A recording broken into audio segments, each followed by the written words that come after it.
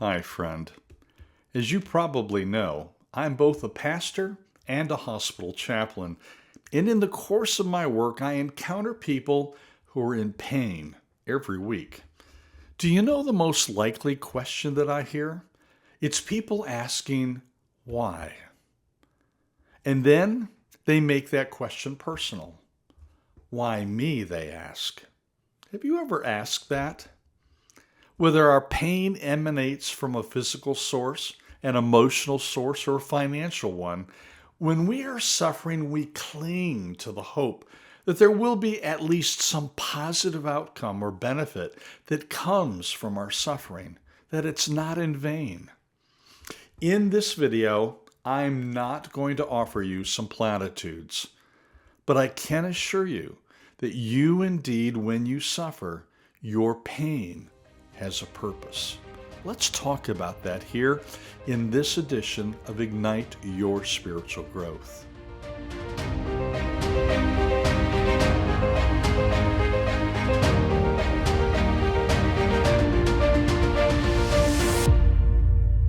Hi, I'm Mark Warren, and welcome back to today's edition of Ignite Your Spiritual Growth from Directions for Living. Today we're talking about your pain has a purpose.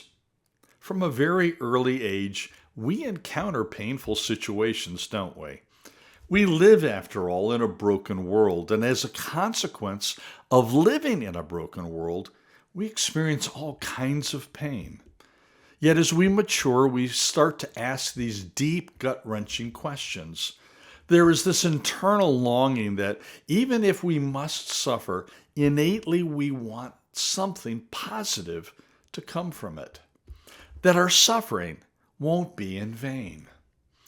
In my practice as a hospital chaplain, I have visited patients who have come to the hospital and they get admitted because of an injury or some other relatively minor condition.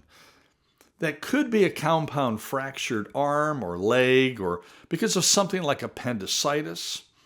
And that while they were receiving all kinds of tests just to double check the extent of their problem, those tests revealed something far more serious and hidden going on in their body. On a few occasions, patients have actually told me they were thankful for their injury or sickness because without being hospitalized, they would never have known they had cancer, still early in its development and easily treated. My friend, we must be assured that God is a redeeming God. A redeeming God. Now, we normally think of God's redemptive work just in terms of our salvation. I get that. That is how we usually think of that term. However, the Bible also speaks of God redeeming our trials, our tribulations, and suffering as well. Consider, if you will, what we learn from Romans chapter 5, verses 3 through 5. And not only this, but we also exult in our tribulations, knowing that tribulation brings about perseverance, and perseverance, proven character, and proven character, hope. And hope does not disappoint, because the love of God has been poured out within our hearts through the Holy Spirit who was given to us. The Apostle Paul says we exult in our tribulations. Now that word Paul uses in the Greek means to boast or to take pride in. Now that response seems counterintuitive, doesn't it? But he doesn't stop there. He tells us why we should have that kind of response to our trials, our afflictions, anguish or distress in our lives. He tells us that we can have that response knowing that the thing brings about perseverance. It brings about proven character and hope. Or put it another way, our pain has a purpose. And I must not have us leave this passage without pointing something out that's very important. Paul says in verse 5, because the love of God has been poured out within our hearts. When we suffer, it's very easy for us to doubt God's love for us. The reality of God's love in a believer's heart gives the assurance, even the guarantee, that the believer's hope in God and his promise of glory is not misplaced and will not fail. The Apostle Peter says something very similar in 1 Peter chapter 1, verses 6 and 7.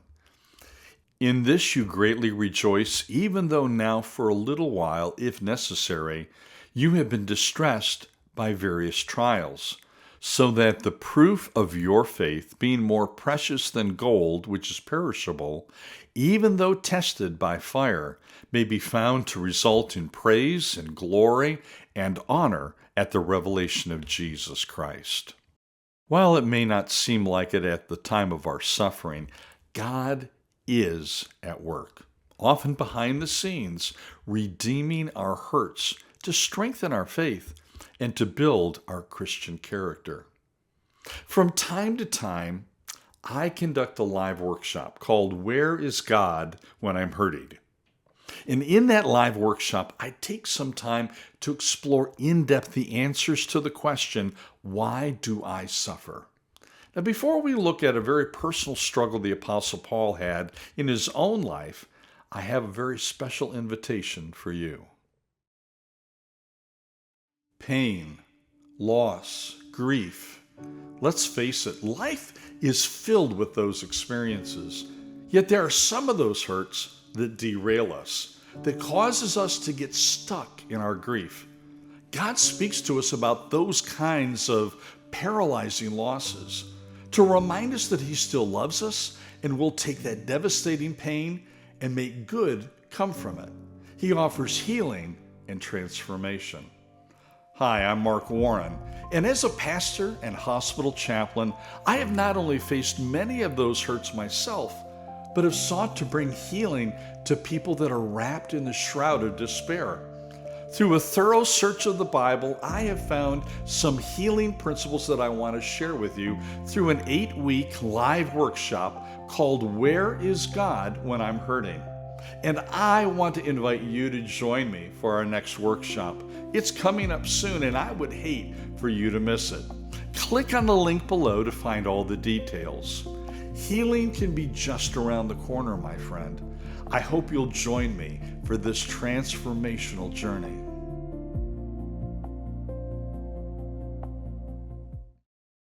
The early followers of Jesus suffered greatly. They had to deal with many of the same things that you and I encounter in our lives. We read in the New Testament that even the Apostle Paul grappled with a very personal and significant problem that he referred to as a thorn in the flesh. Now, that doesn't sound good at all, does it? Paul tells us that his calamity that fell upon him was a direct result of a very special honor that God bestowed on him. But to keep Paul from getting a big head and becoming arrogant, God allowed this problem to arise in Paul's life. Let's see exactly what Paul said about it. It's found in 2 Corinthians chapter 12, verses 7 through 10. Because of the surpassing greatness of the revelations, for this reason, to keep me from exalting myself, there was given me a thorn in the flesh, a messenger of Satan to torment me, to keep me from exalting myself. Concerning this, I implored the Lord 3 times that it might leave me. And He has said to me, My grace is sufficient for you, for power is perfected in weakness. Most gladly, therefore, I will rather boast about my weaknesses, so that the power of Christ may dwell in me. Therefore, I am well content with weaknesses, with insults, with distresses, with persecutions, with difficulties for Christ's sake. For when I am weak, then I am strong. Countless explanations concerning the nature of his thorn in the flesh have been offered. They range from incessant temptation, dogged opponents, chronic maladies to a disability in speech. No one can say for sure what his was, but it probably was a physical affliction. It is understandable that Paul would consider this thorn a hindrance to wider and more effective ministry, and that he would repeatedly ask God for its removal. But he learned from this experience the lesson that pervades this book of the Bible. Divine power is best displayed against the backdrop of human weaknesses, so that God alone is praised. Rather than removing the problem, God gave him grace in it. Friend, I in no way seek to minimize some suffering you may be enduring right now. I and my family, we've had our own share of physical suffering, to be sure. That includes long-term chronic pain. But what I do seek to do in this video is to help you gain a spiritual perspective, in hope that you can find the assurance that your suffering is not in vain. Indeed, your pain has a purpose. We may not learn what the eternal benefit might be in this life, but God is not ignoring the suffering that you are enduring. There's a short passage that I hope brings some comfort to your heart. It's Romans 8:18. For I consider that the sufferings of this present time are not worthy to be compared with the glory that is to be revealed to us. Momentary affliction produces an eternal weight of glory far beyond all comparison. Let me offer you a challenge if I could. In the comments section below, if something in today's video was an encouragement or a help to you, would you please take a moment and share that with us? I would greatly love to hear from you. And if you haven't done so already, let me invite you to subscribe to our channel, click the notification bell, and perhaps share this video with a friend who's going through a challenging time in their lives. Lord willing, I'll be back with a new video next Tuesday. But until then, I hope you'll be encouraged that your pain has a purpose. God bless you.